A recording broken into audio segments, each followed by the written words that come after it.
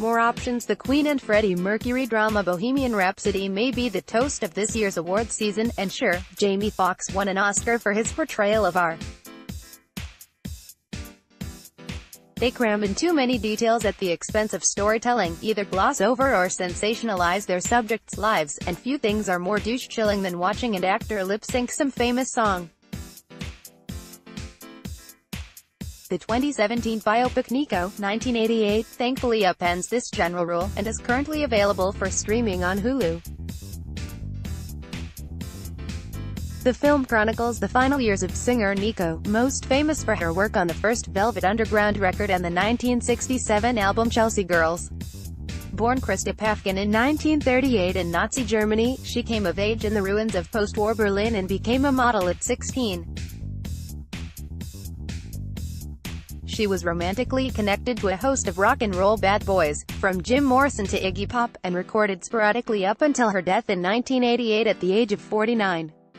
Directed by Italian filmmaker Susanna Nitrarelli, the film stars Danish actress and singer Trine Dyrholm, who is excellent as the over-the-hill ice queen of proto-punk. The film opens with Nico as a child, watching the bombing of Berlin at the end of World War II. The past hangs over and intersects with the present throughout Nico, 1988, not that the lead character seems to give too much of a shit about either. Reenactments and archival footage are used to highlight the singer's resentments and regrets. While all anyone cares about is her time as Lou Reed's femme fatale, in the words of an interviewer, Nico is proud of her solo work and preparing for a European tour.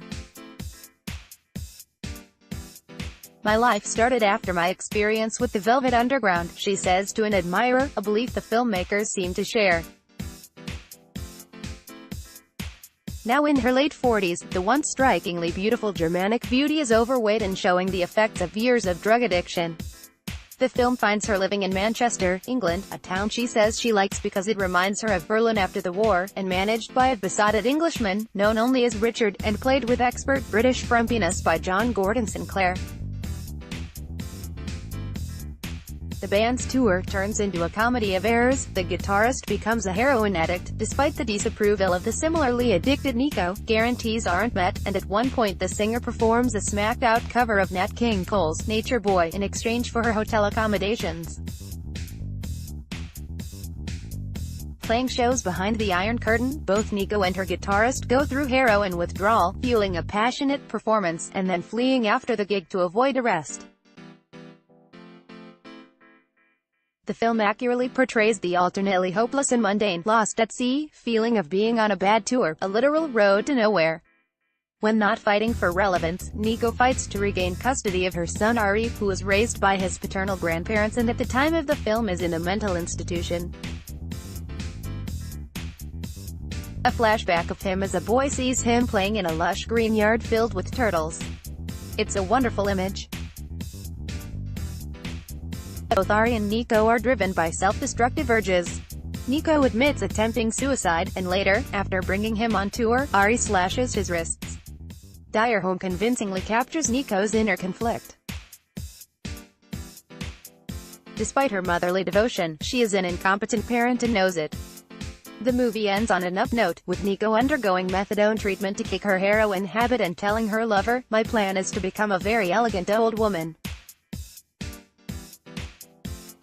Not a fat old junkie like I thought before." Of course it's not to be.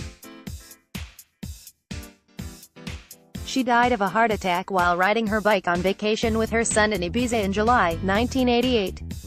Nico, 1988 plays like the impressionistic indie feature you might expect it to be, given its esoteric subject matter, but its multifaceted and realistic portrayal of the singer holds your attention.